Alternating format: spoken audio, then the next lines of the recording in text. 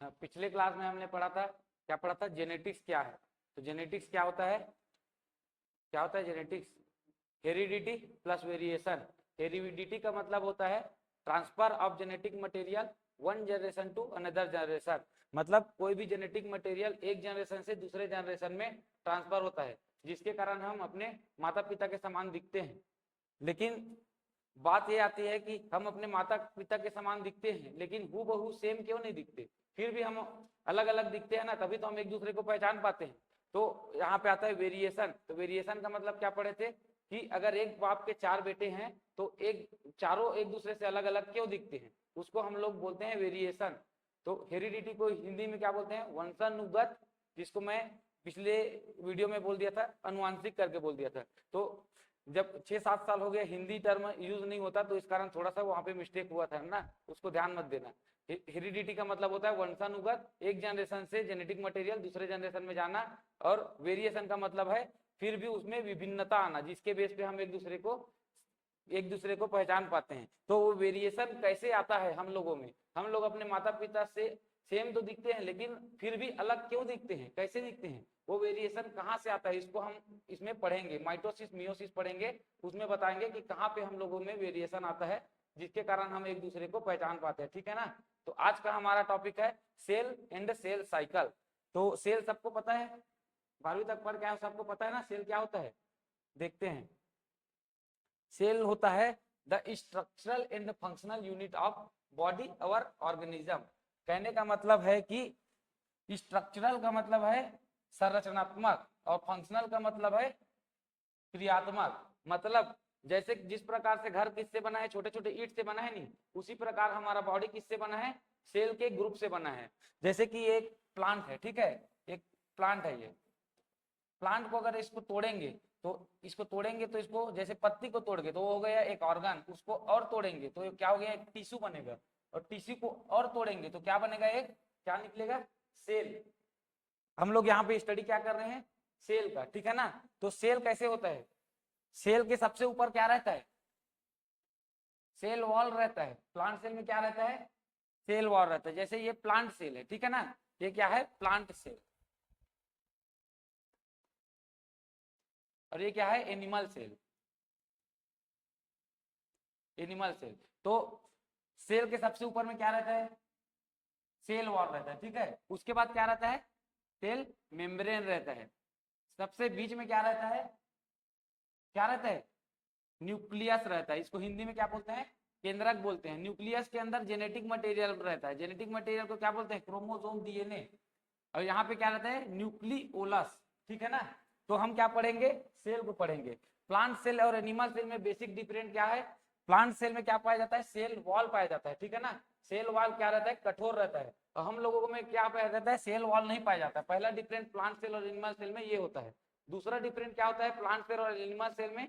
Plant cell में chlorophyll पाया जाता है। क्लोरोफिल पाया जाता है ना, तभी तो हरा भरा दिखते हैं प्लांट। और हम लोगों को में एनिमल सेल में क्लोरोफिल नहीं पाया जाता। तो बेसिकली सेल क्या है पता चल गया? जान गए ना सेल क्या होता है? डेफिनेशन क्या होता है? Structural and functional unit of body. मतलब किसी भी ऑर्गेनिज्म या बॉडी का स्ट्रक्चरल और फंक्शनल यूनिट को क्या बोलते हैं? सेल बोलते हैं। अब बात आती है सेल डिवीजन। सेल सबको समझ आ गया। अब देखते हैं सेल डिवीजन क्या होता है। सेल डिवीजन मतलब होता है कि एक सेल से 2 सेल बनना, या फिर एक सेल से 1000 सेल बनना है। मतलब एक सेल का कंटिन्यू नंबर में बढ़ना, ठीक है ना, उसको क्या बोलते हैं? Cell division. अब सेल डिवीजन क्या होता है? सेल डिवीजन में सेल का बढ़ना। सेल डिवीजन कितने टाइप के होते हैं? आप लोग पहले पढ़ के आए थे 2 टाइप के। क्या पढ़े थे? माइटोसिस और मियोसिस। माइटोसिस का मतलब हिंदी में क्या पढ़े थे? समसूत्री विभाजन। सम मतलब बराबर, सूत्र मत सूत्री मतलब गुणसूत्र बोलते हैं जिसको जिसको इंग्लिश में बोलते हैं क्रोमोसोम। समसूत्री विभाजन बोलते हैं माइटोसिस को, और मियोसिस को बोलते हैं अर्धसूत्री विभाजन। ये क्यों बोलते हैं इसको अभी देखेंगे, ठीक है ना। तो यहां तक डेफिनेशन सबको समझ आ गया। अब देखते हैं सेल। सेल कितने टाइप से होते हैं? हम लोग सेल को यहाँ पे 2 टाइप से पढ़ेंगे, ठीक है ना। 2 टाइप मतलब एक होता है सोमैटिक सेल, एक क्या होता है? Reproductive cell.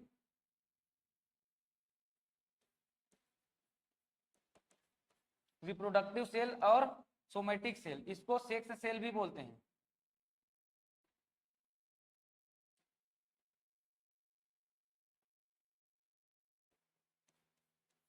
सेल कितने टाइप से होते हैं? दो टाइप के, सोमेटिक सेल, रिप्रोडक्टिव सेल। पता है सोमेटिक सेल क्या होते हैं? जैसे कि एक प्लांट है, ठीक है ना, एक प्लांट है, ये उसका फ्लावर है और ये उसकी पत्ती है, ये जड़ है। तो या फिर एनिमल ले लो कुछ, जैसे कि मैं एग्जांपल ले लेता हूँ अपना, तो हमारे हाथ पांव नाक कान बाल जो भी जिससे बना है उसको क्या बोलते हैं? सोमेटिक सेल बोलते हैं। प्लांट में बोलेंगे तो जड़ तना पत्ती, जितना जड़ तना पत्ती जिस सेल से बना है उसको क्या बोलेंगे? सोमेटिक सेल बोलेंगे। अब आप बात आता है रिप्रोडक्टिव सेल या फिर सेक्स सेल, ये किसको बोलते हैं? जैसे कि फ्लावर, फ्लावर में क्या रहता है? मेल पार्ट और फीमेल पार्ट रहता है। तो फ्लावर में जो मेल पार्ट रहता है उसको क्या बोलते हैं? एंथर बोलते हैं। और फीमेल पार्ट को क्या बोलते हैं? स्टिग्मा बोलते हैं। तो मेल पार्ट में क्या बनता है? पॉलन ग्रेन बनते हैं, उसको क्या बोलते हैं हिंदी में? परागकण। तो परागकण और ये एग सेल, ये किसके बने होंगे? इसको, इसके सेल को क्या बोलेंगे? सेक्स सेल बोलेंगे, ठीक है ना। ये हैप्लॉइड रहता है।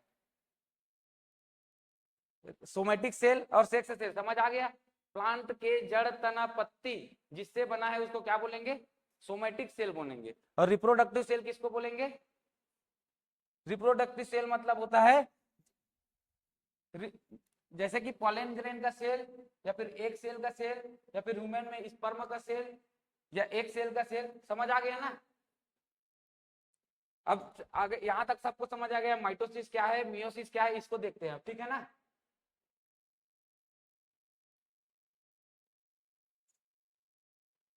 माइटोसिस और मियोसिस दो सेल डिवीजन होता है। इसको क्या बोलते हैं? समसूत्री। इसको बोलते हैं समसूत्री कोशिका विभाजन, और इसको बोलते हैं अर्धसूत्री। अब देखते हैं माइटोसिस। समसूत्री इसको क्यों बोलते हैं? सूत्र मतलब होता है यहाँ पे क्या होता है? क्रोमोसोम, ठीक है ना। तो माइटोसिस में क्या होता है? एक सेल से दो सेल बनते हैं। क्या होता है? एक सेल से कितने सेल बनते हैं? दो सेल बनते हैं। और दोनों सेल जो बनते हैं वो साइज, शेप और क्रोमोसोम नंबर में, जैसे कि ये है मटर का एग्जांपल है। मटर में क्रोमोसोम नंबर कितना रहता है? 14 रहता है, ठीक है ना। तो इसमें क्या कहता है माइटोसिस में कि एक सेल से दो, एक मदर सेल से दो डॉटर सेल बनते हैं और दोनों डॉटर सेल में क्रोमोसोम नंबर बराबर रहते हैं मदर सेल के, ठीक है ना। और साइज, शेप और क्रोमोसोम नंबर डॉटर सेल में मदर सेल के ही समान रहते हैं। इसको क्या बोलते हैं हम? माइटोसिस बोलते हैं। इसे होमोफाइटिक डिवीजन भी कहते हैं। होमोफाइटिक डिवीजन क्यों कहते हैं? क्योंकि इसके जो डॉटर सेल बने हैं वो मदर सेल के समान है, इस कारण इसको क्या बोलते हैं? होमोफाइटिक डिवीजन, या फिर क्या बोलते हैं? होमोटाइपिक डिवीजन, या फिर क्या बोलते हैं? Equational division. इक्वल रहते हैं ये साइज, शेप और क्रोमोसोम में, इस कारण इसको क्या बोलते हैं? Equational division. अब देखते हैं मियोसिस। मियोसिस क्या कहता है? ये समझ आ गया। माइटोसिस एक सेल से दो सेल बनेंगे, दोनों में नंबर ऑफ क्रोमोसोम इक्वल रहेंगे, ठीक है ना। अब आता है मियोसिस। एक चीज और है इंपॉर्टेंट यहाँ पे, वो चीज भूल गए। ये किस में होता है? एग्जाम्पल इसका क्या है? Somatic cell. सोमेटिक सेल जैसे कि जड़ तना पत्ती का सेल, उसमें क्या होता है? माइटोसिस होता है, ठीक है ना। एग्जाम्पल इसका क्या है? Somatic cell. अब देखते हैं मियोसिस। मियोसिस कौन से सेल में होता है? ये होता है सेक्स सेल और रिप्रोडक्टिव सेल। रिप्रोडक्टिव सेल या फिर किस में होता है? सेक्स सेल में होता है। इसमें क्या होता है? एक सेल से क्या बनते हैं? एक सेल से कितने सेल बनेंगे?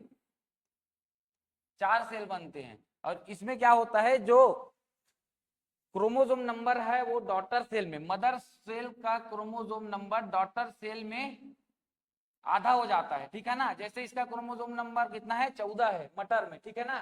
तो यहाँ पे क्या हो जाएगा? हाफ हो जाएगा, 7 हो जाएगा। जो डॉटर सेल है उसमें क्रोमोसोम नंबर हाफ हो जाता है। समझ आया यहाँ तक? और ये कौन से सेल में होता है? रिप्रोडक्टिव सेल में होता है। इसमें क्रोमोसोम नंबर डॉटर सेल में क्रोमोसोम नंबर आधा हो जाता है, इसको क्या बोलते हैं, रिडक्शनल डिवीजन बोलते हैं। रिडक्शनल डिवीजन मतलब, रिडक्शन मतलब कम होना, ठीक है ना। इसमें क्रोमोसोम नंबर कम हो जाता है और इसमें size shape chromosome number mother cell से कम रहता है, ठीक है ना, और इसमें इक्वल रहता था। अब बात आती है यहाँ पे कि इसमें 7 क्यों होता है, ठीक है ना, क्वेश्चन उठता है नहीं, यहाँ पे 7 क्यों उठता है, तो ये क्या होता है, एक गेमिट होता है। सेक्स सेल में है तो एक गेमिट है नहीं, और हमेशा याद रखना कि मेल और फीमेल गेमिट दोनों जब मिलेंगे तब जाके नया जनरेशन बनाते हैं नहीं। अगर यहाँ पे मैं बोलूं मटर का क्रोमोसोम नंबर 14 है और उसका जब सेल डिवीजन होगा माइटोसिस में, मियोसिस में, ठीक है ना, अगर उसमें हाफ अगर यहाँ पे नहीं होता तो क्या होता, मदर से यहाँ पे फीमेल गेमिट और मेल गेमिट दोनों मिलेंगे तब तो नेक्स्ट जनरेशन बनाएंगे ना, तो उसमें क्रोमोसोम मेंटेन रहेगा कि नहीं रहेगा। अगर यहाँ पे माइटोसिस के समान बराबर हो जाता, जैसे कि यहाँ पे 14 का 14 हो जाता, ठीक है ना, तो क्या होता नेक्स्ट जनरेशन में, यहाँ पे मटर बनता क्या, 14 दूनी 28, मटर का प्लांट बन पाता, नहीं बन पाता, नहीं। तो वही चीज है, जब मियोसिस होता है तो उसमें क्रोमोसोम नंबर हाफ हो जाता है। ये कौन सा है, जैसे कि ये एक सेल में यहाँ पे क्या हो रहा है, एक सेल का सेल डिवीजन हो रहा है, तो उसमें जो गेमिट बनेगा उसमें एन मतलब हाफ हो जाएगा, ताकि वो मेल गेमिट से मिले तो क्या हो जाए, मेंटेन रहे नेक्स्ट जनरेशन। समझ आ गया ना, माइटोसिस मियोसिस, ठीक समझ आया ना। नेक्स्ट आगे बढ़े,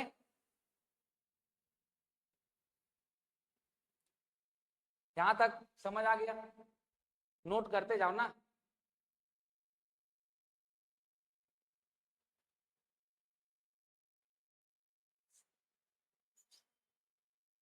अब आता है माइटोसिस, ये एक आउटलाइन है, इसे अगर याद कर लिए तो मैं गारंटी देता हूं कि यहाँ से कोई भी क्वेश्चन बाउंस नहीं होगा और पूरा क्लियर आप लोग को समझ आ जाएगा कि क्या हो रहा है, कैसे हो रहा है, ठीक है ना। अब हम पढ़ेंगे माइटोसिस को पहले इस वीडियो में, और नेक्स्ट में क्या पढ़ेंगे, नेक्स्ट क्लास में मियोसिस पढ़ेंगे। तो सबसे पहले माइटोसिस का ये आउटलाइन है। माइटोसिस कैसे होता है, माइटोसिस दो दो स्टेप में होता है। कैसे होता है, इंटरफेस होता है पहले, इंटरफेज होता है, उसके बाद माइटोटिक फेज होता है, ठीक है ना। इंटरफेज में 3 होता है, G1 एस फेज और G2 फेज। इंटरफेज में क्या क्या होता है, G1 phase, G2, G1 phase, S phase और G2 फेज, इसको याद रखना है, ठीक है ना। और यहाँ पे क्या माइटोटिक फेज में क्या होता है, उसके बाद प्रोफेज, मेटाफेज, एनाफेज, टीलोफेज और साइटोकाइनेसिस, 5 स्टेप इसमें होता है।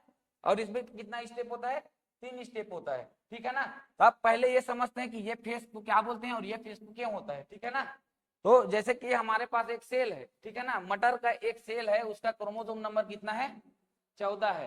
ह्यूमन का क्रोमोसोम नंबर कितना रहता है, कितना रहता है, 46 रहता है ना। तो हम लोग एग्जाम्पल ले रहे हैं यहाँ पे मटर का, तो इस सेल में 14 क्रोमोसोम नंबर है, ठीक है ना, इसका 14 क्रोमोसोम नंबर है। इसको डिवीजन करना है, इसका क्या करना है, बांटना है 2 भाग में। तब थोड़ा सा दिमाग लगाओ, इसके अंदर क्रोमोसोम कितने हैं, 14 है। 14 क्रोमोसोम को 14-14 में बांटना है। माइटोसिस क्या कहता है, 2 डॉटर सेल बनते हैं और दोनों में क्या रहता है, इक्वल रहता है क्रोमोसोम नंबर। तो 14 को 14-14 में बांटोगे तो क्या करना पड़ेगा, इसमें डुप्लीकेट करना पड़ेगा, डबल करना पड़ेगा क्रोमोसोम को। तो ये डुप्लीकेशन का काम इंटरफेज में होता है। इंटरफेज मतलब ये है न्यूक्लियस, जैसे कि ये सेल है, अब जितना पढ़ेंगे न्यूक्लियस के अंदर का पढ़ेंगे ना, ये चीज याद रखना। तो ये क्या है, सेल है, सेल के अंदर न्यूक्लियस है, तो न्यूक्लियस के अंदर जेनेटिक मटेरियल रहता है ना, डीएनए आरएनए। तो यहाँ पे न्यूक्लियस, इसमें डीएनए का डुप्लीकेशन, मतलब एक न्यूक्लियस के अंदर क्या क्या चेंज होंगे उसको हम किस में पढ़ेंगे, इंटरफेज में पढ़ेंगे। अब उसके बाद न्यूक्लियस के अंदर में डुप्लीकेशन हो जाएगा, उसके बाद उसका डिवीजन कैसे होगा उसको किस में पढ़ेंगे, माइटोटिक फेज में पढ़ेंगे। तो सबसे पहले इंटरफेज पढ़ते हैं। इंटरफेज बहुत इजी है, ध्यान से बस मेरे को सुनना। चलो देखो, इंटरफेज में कौन सा स्टेप होता है, पहला क्या होता है, बोलते जाओ ना, पहला क्या होता है, G1 स्टेज होता है। G1 में क्या होता है, प्रोटीन और आरएनए का सिंथेसिस होता है। प्रोटीन और आरएनए डबल बनते हैं, ठीक है ना, प्रोटीन और आरएनए बनते हैं, किसमें बनते हैं, G1 स्टेज में। इसमें यही पॉइंट आपको याद करना है। तब G1 में क्या होता है, प्रोटीन और आरएनए डबल होते हैं, duplication of protein and RNA. इसमें प्रोटीन और आरएनए का फॉर्मेशन होता है, ठीक है ना, ये चीज याद रखना।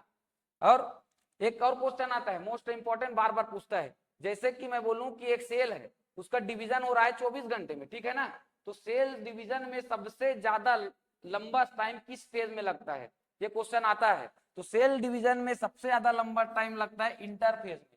24 घंटा में अगर कोई सेल डिवीजन होता है तो 22 घंटा किस में लगता है, इंटरफेज में लगता है, ठीक है ना। तो इंटरफेज में सबसे पहले क्या होता है, जीवन फेज। जीवन में क्या होता है, प्रोटीन प्लस आरएनए का फॉर्मेशन होता है। उसके बाद जीवन के बाद क्या आता है, S phase. S phase most important है, यहां से क्वेश्चन ज्यादातर यहां से आता ही है। एस फेज में सब ज्यादा इंपॉर्टेंट क्यों है, डीएनए रेप्लिकेशन कभी सुने हो, डीएनए द्विगुणन कभी सुने हो, हिंदी में बोलते हैं डीएनए द्विगुणन, इंग्लिश में बोलते हैं डीएनए रेप्लिकेशन।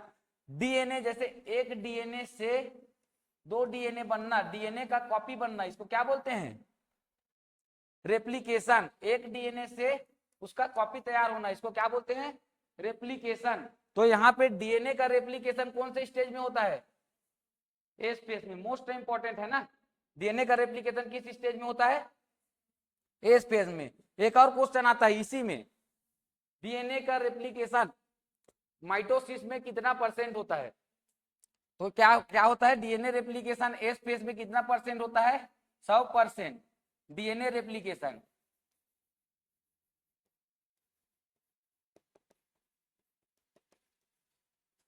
एस फेज में क्या होता है, 100% डीएनए का रेप्लिकेशन होता है। डीएनए रेप्लिकेशन क्यों हो रहा है, समझ गए ना, क्रोमोसोम का डबल करना है हमको। क्यों डबल करना है, क्योंकि एक क्रोमोसोम से 2 क्रोमोसोम बनाना है इनको, माइटोसिस को, ठीक है ना। अब उसके पास क्या आता है, G2 स्टेज। G1 के बाद क्या आता है, G2 स्टेज। G2 स्टेज से यहां से क्लियर है, G1 G2 नाम सेम लग रहा है।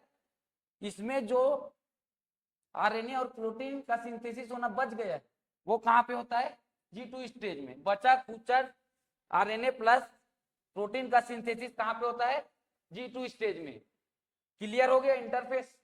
अब नहीं भूलोगे ना इंटरफेस में क्या होता है, मोस्ट इंपोर्टेंट यहाँ पे क्या है, रेप्लिकेशन कौन से स्टेज में होता है, कौन से स्टेज में होता है, एस फेज में। और क्वेश्चन आ जाएगा, डीएनए का रेप्लिकेशन 100% होता है कौन से स्टेज में, एस फेज में। किसके, माइटोसिस की एस फेज में कि मियोसिस के एस फेज में, माइटोसिस की एस फेज में। जबकि मियोसिस के एस फेज में क्या होता है, 99.7% होता है। यही चीज वो मियोसिस पढ़ने के समय पढ़ेंगे, माइटोसिस में 100% रेप्लिकेशन होता है। ये समझ आ गया। अब पढ़ते हैं माइटोटिक फेज। माइटोटिक फेज मतलब माइटोसिस होने में जो अंदर चेंज तो हो गया, अब इसके बाद क्या चेंज होता है, ठीक है ना। अब इसको prophase, metaphase, anaphase, telophase, cytokinesis, इसको सीक्वेंस वाइज याद कर लेना, ठीक है ना। अब अगर इसको याद कर लिए तो समझना बहुत इजी है, और क्वेश्चन यहाँ से बाउंस नहीं होगा लगभग, ठीक है ना।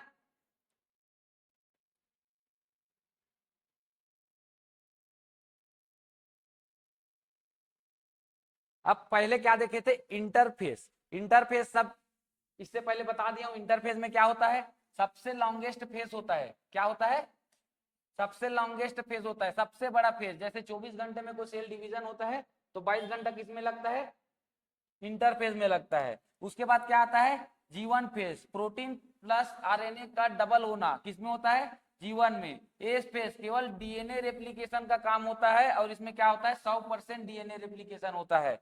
दूसरा इसमें बात आता है, एस फेज में ही क्रोमोसोम में पाए जाने वाले हिस्टोन प्रोटीन। हिस्टोन प्रोटीन जानते हो किसको बोलते हैं, प्रोटीन सिंथेसिस जब पढ़ेंगे तब मैं बताऊंगा कि हिस्टोन प्रोटीन क्या होता है। ये क्या करता है, स्टेबिलिटी देने के लिए काम करते हैं, उसको आगे पढ़ेंगे, अभी कंफ्यूज नहीं होंगे, ठीक है ना। हिस्टोन प्रोटीन बनता है, ये चीज याद रखेंगे। एस फेज में क्या क्या हो रहा है, डीएनए रेप्लिकेशन 100% और हिस्टोन प्रोटीन बनता है इसमें। उसके बाद G2 में क्या होता है, बचा कुचा यहाँ पे प्रोटीन डबल होता है, ठीक है ना। यहाँ तक सबको क्लियर हो गया।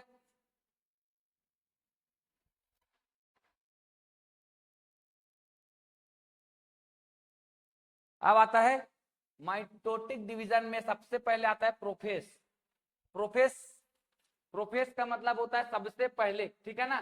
पहले क्या क्या इसमें होता है देखते हैं। इसमें केवल न्यूक्लियोलस में परिवर्तन आ रहा है, देखते हैं। न्यूक्लियस में, इसमें क्या होता है, न्यूक्लियस में परिवर्तन आता है, ठीक है ना। न्यूक्लियस किसको बोले समझ गए ना। ये सेल है तो इसके अंदर न्यूक्लियस है। अब देखते हैं इसमें क्या होता है न्यूक्लियस में, ठीक है ना। ये न्यूक्लियस है, क्या है, न्यूक्लियस है, ठीक है ना। अब देखते हैं सबसे पहले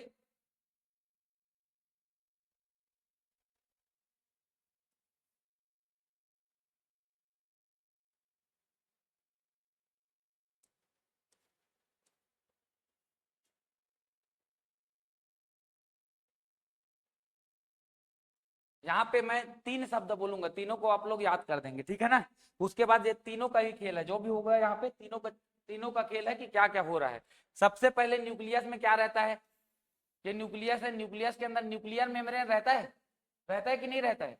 फर्स्ट चीज इसको याद करना है, ठीक है ना, न्यूक्लियर मेम्ब्रेन, इस चीज को फोकस करना है। न्यूक्लियोलस रहता है बीच में, रहता है ना न्यूक्लियस के अंदर, सेकंड पॉइंट इसको फोकस करना है, ठीक है ना।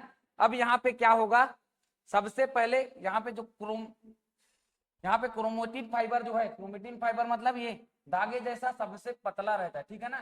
फर्स्ट स्टेप में क्या रहता है, क्रोमेटिन फाइबर धागे जैसा पतला होता है। और इसमें इसमें क्या होता है, सबसे स्टार्टिंग का फेस है, इसमें यहाँ से चालू होता है। इसको समझने के लिए प्रोफेस को 3 भाग में डिवाइड किए हैं, ठीक है ना। यहाँ पे कुछ होना चालू नहीं हुआ है, यहाँ पे क्या देखने को क्या मिल रहा है, धागे जैसा पतला क्रोमेटिन फाइबर। इसके बाद क्या होता है, ये क्रोमेटिन फाइबर जो है धीरे धीरे मोटा होना चालू होता है, ठीक है ना। और यहाँ पे जो न्यूक्लियोलस है, न्यूक्लियोलस वो धीरे धीरे छोटा होना चालू होता है, ठीक है ना। और यहाँ पे क्या क्या चीज को फोकस करना है करके बोला था, न्यूक्लियर मेम्ब्रेन, और दूसरा क्या बोला था, न्यूक्लियोलस।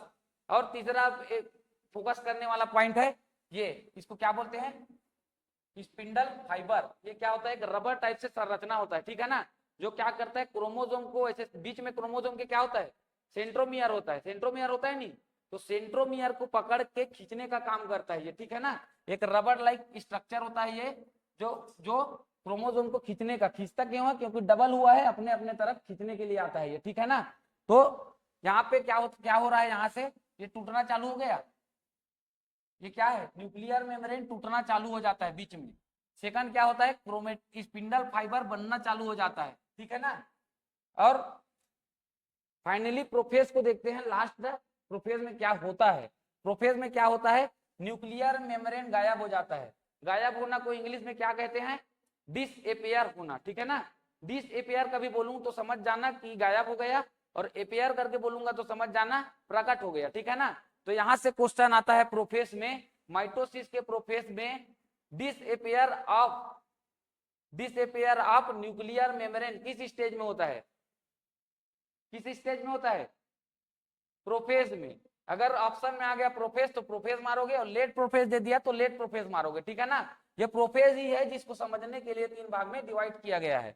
तो इसमें क्या होता है, डिसअपियर 2 चीज होता है, डिसअपियर ऑफ न्यूक्लियोलस और डिसअपियर ऑफ न्यूक्लियर मेम्ब्रेन, समझ आ रहा है ना। और appear of spindle fibre, appear क्या हो रहा है, स्पिंडल फाइबर।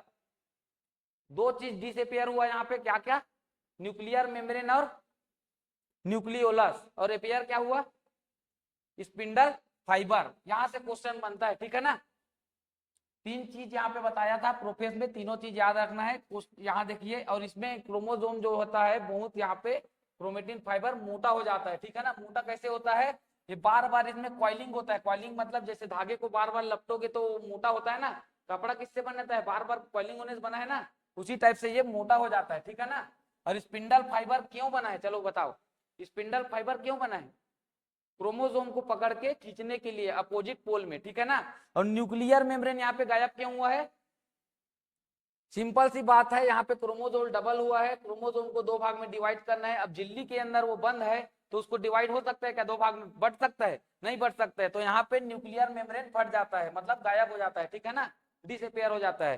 प्रोफेस सबको समझ आ गया ना।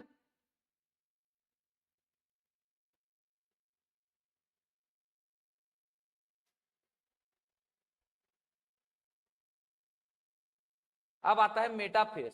प्रोफेज में क्या हुआ था, प्रोफेज में disappear of nuclear membrane, disappear of nucleolus, ठीक है ना, appear of spindle fibre. Spindle fibre क्यों अपियर हुआ था, क्यों स्पिंडल फाइबर वहां पे आया था।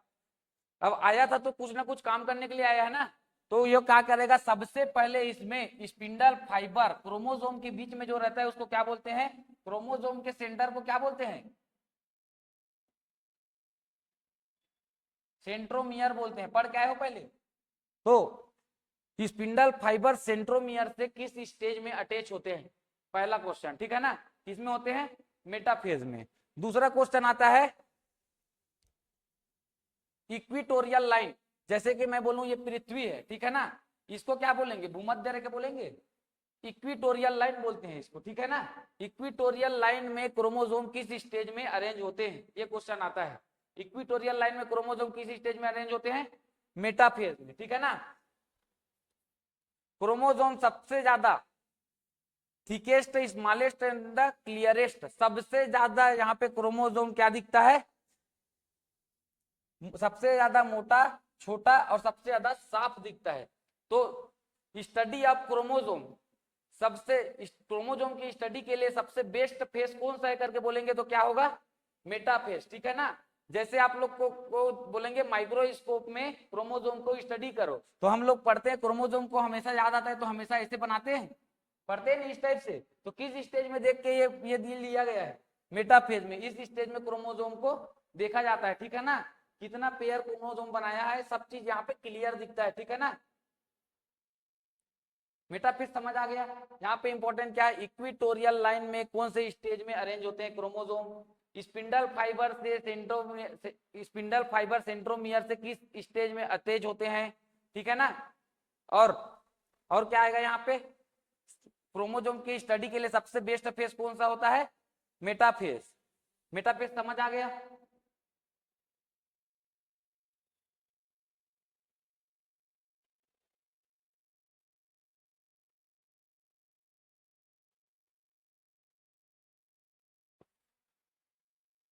अब देखते हैं एनाफेज। मेटाफेज में क्या हुआ था, बीच में आ गया था, और जहां पे स्पिंडल फाइबर जो बना था कौन से काम के लिए बना था, खींचने के लिए, अपोजिट पोल में खींचने के लिए स्पिंडल फाइबर बना था, और वो अपना काम करते करते कहां तक पहुंच गया था, उसका सेंट्रोमियर को पकड़ लिया था, ठीक है ना। अब क्या होता है, खींचने के लिए गया था, खिंचाव हो गया, तो यहाँ पे आता है स्पिंडल फाइबर में खिंचाव, कॉन्ट्रक्शन ऑफ स्पिंडल फाइबर कौन से स्टेज में होता है,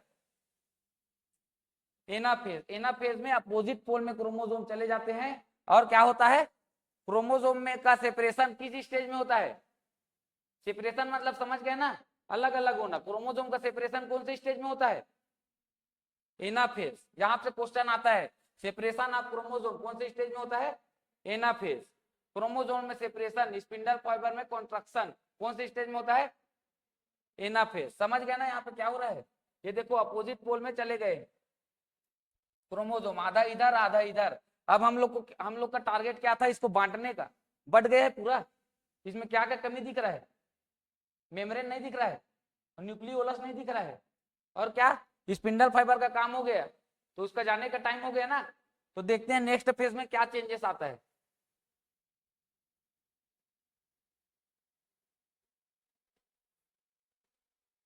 टीलोफेज।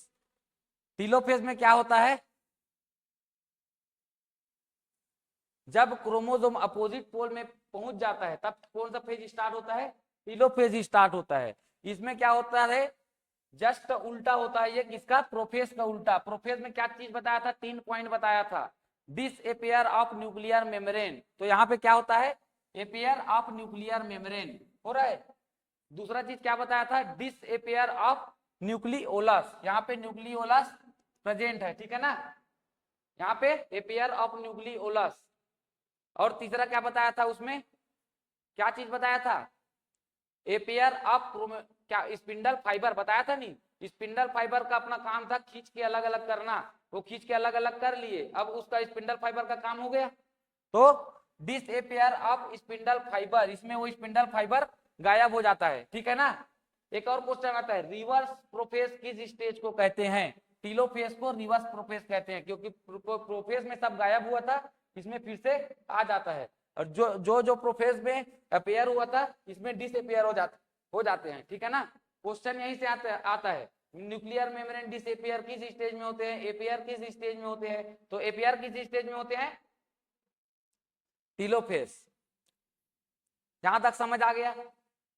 अब पूरा जितना बटना था सब चीज बढ़ गया है, न्यूक्लियर मेम्ब्रेन भी आ गया है, क्रोमोसोम बराबर 14 बढ़ गया है दोनों तरफ। अब इसमें क्या बाकी रह गया है? दो भाग में इसको काटना, यही बच गया है ना, दो दो सेल में बटना, यही बच गया है नहीं? तो देखते हैं ये कैसे बढ़ता है।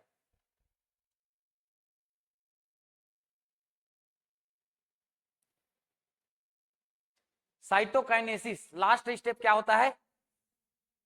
Division of cytoplasm. मतलब साइटोप्लाज्मा का अलग अलग होना बच गया था, उसको क्या बोलते हैं?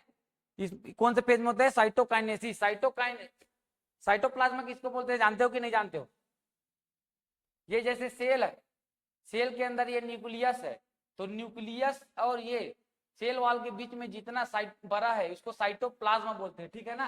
अब उसका डिवीजन बचा है साइटोप्लाज्मा का। तो मैं क्या बताया था? एक बोला था प्लांट सेल होता है और एक एनिमल सेल होता है। तो हम लोग का किस में आएगा? एनिमल सेल में। हाथ पांव को दबा के देखोगे नरम नरम है, ठीक है ना? प्लांट को टच करके देखना, हार्ड रहता है। प्लांट के सेल में क्या रहता है? सेल वॉल पाया जाता है, जिसके कारण वो क्या रहता है? कठोर रहता है, ठीक है ना? तो प्लांट के सेल में देखो, एनिमल सेल में साइटोकाइनेसिस कैसे होता है? फरो के द्वारा। फरो मतलब ऐसे इस टाइप से, खांच टाइप से बनता है, ठीक है ना? और ये धीरे धीरे बढ़ते बढ़ते बढ़ते बढ़ते दो भाग में डिवाइड कर देता है। तो क्वेश्चन आता है एनिमल सेल में डिवीजन किसके द्वारा होता है? तो फरो के द्वारा होता है, ठीक है ना?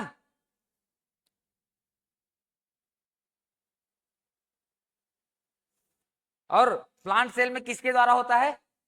एनिमल सेल में होता है। और प्लांट सेल में किसके द्वारा होता है? प्लांट सेल कठोर होता है, तो प्लांट सेल में कठोर होने के कारण सेल वॉल पाया जाता है, तो इस बीच से ऐसे यहां से नहीं कट पाता, तो इसमें क्या होता है? बीच में सेल प्लेट बनता है, और ये सेल प्लेट धीरे धीरे बढ़ते बढ़ते बढ़ते बढ़ते दो भाग में टूट जाता है, ठीक है ना?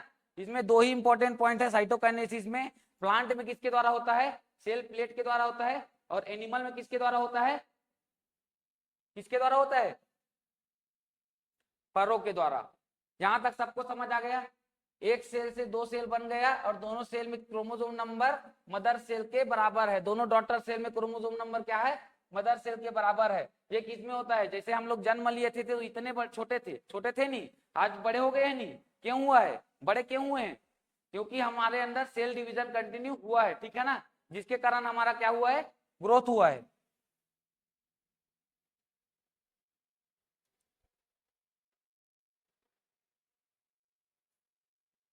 अब आता है इंपॉर्टेंस। इंपॉर्टेंस कॉमन सी बात है।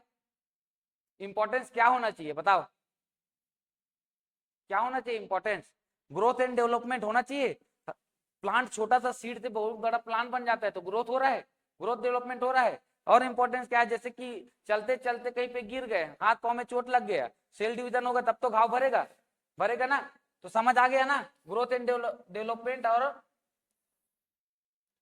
Regeneration of cell. हो गया ना? सबको समझ आ गया ना? माइटोसिस इजी है ना? इसको एक बार अच्छे से पढ़ना, जो बताया था आउटलाइन को याद करना, उसके बाद बहुत ही इजी है।